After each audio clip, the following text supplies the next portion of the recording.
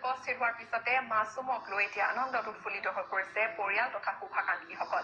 সোমবাৰে মহাদেৱপুৰীৰ গড়চৌ KSCT ৰাজপথত super dancer মাছুমক লৈ স্থানীয় ৰাইজে উলিয়ালে এক সাংস্কৃতিক শোভাযাত্ৰা। আনহাতে দিলীপ ডান্স একাডেমীত মাছুমক জনোৱা হ'ল সম্বৰ্ধনা।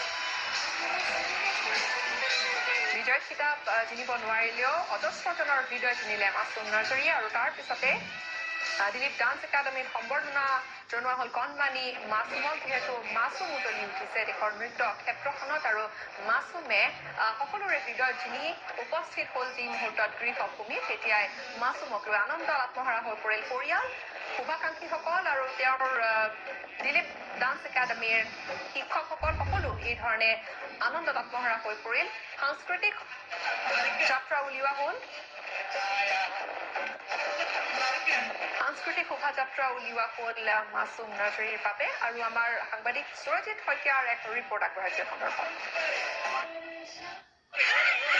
Super dancer runners up Masum নাৰ্জাৰীক লগত লৈ বৃহত্তৰ গড়চুক অঞ্চলত ৰাইজ যেনেদৰে সুন্দৰ সাংস্কৃতিক শোভাযাত্ৰা উলিয়াইছে আমি এই দৃশ্য দেখুৱাইছো নিউজ 18 অসম নৰ্থ ইষ্টৰ দৰ্শকসকলক, য'ত পৰম্পৰাগত বড়ো সাজপাৰ পৰিধান কৰি এইসকল যি পুৰুষ মহিলা তেওঁলোক এনেদৰে ওলাই আহিছে আৰু বাগৰুম্বাৰ তালে তালে বৰ্তমান তেওঁলোকে এনেদৰে নৃত্য প্ৰদৰ্শন কৰিছে। অতি সন্তুষ্ট হয় তেওঁলোক, কিয়নো তেওঁলোকৰ সম্প্ৰদায়ৰ পৰা এনেদৰে সমগ্ৰ আমাৰ বৃহত্তৰ অসমীয়া সমাজক ৰাষ্ট্ৰীয় পৰ্যায়ত এনেদৰে উজ্বলাবলৈ সক্ষম হৈছে মাছুম নাৰ্জাৰী। অতি সুন্দৰকৈ মাছুমৰ ওচৰলৈ যাম আৰু জানিব চেষ্টা কৰিম মাছুমৰ কেনেকুৱা লাগিছে।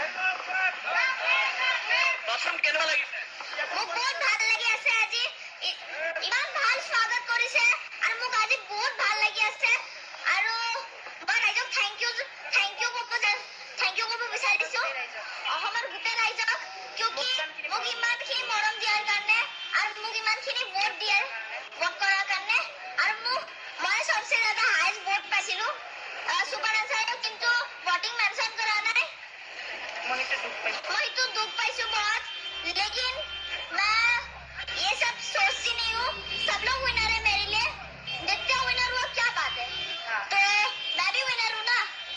तुम भी विनर हो। কেনেকুৱা লাগিছে এতিয়া ইমান কম বয়সতে মাছুমে আমাৰ বৃহত্তৰ অসমীয়া জাতিক প্ৰতিনিধিত্ব কৰি ৰাষ্ট্ৰীয় পৰ্যায়ত নাম উজ্বলাবলৈ?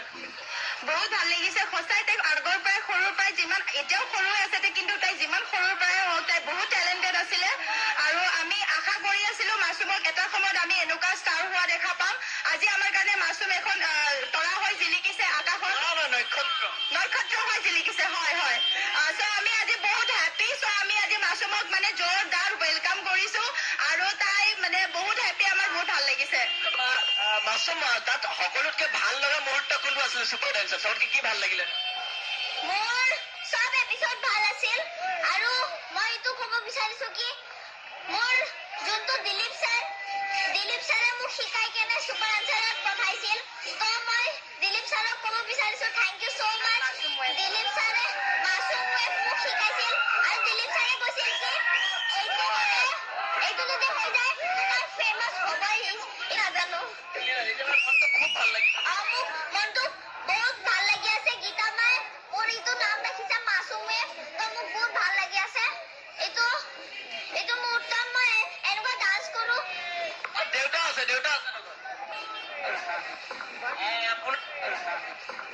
আপোনাৰ ছোৱালীয়ে ইমান সুনাম কঢ়িয়াই আনিছে ৰাজ্যতে।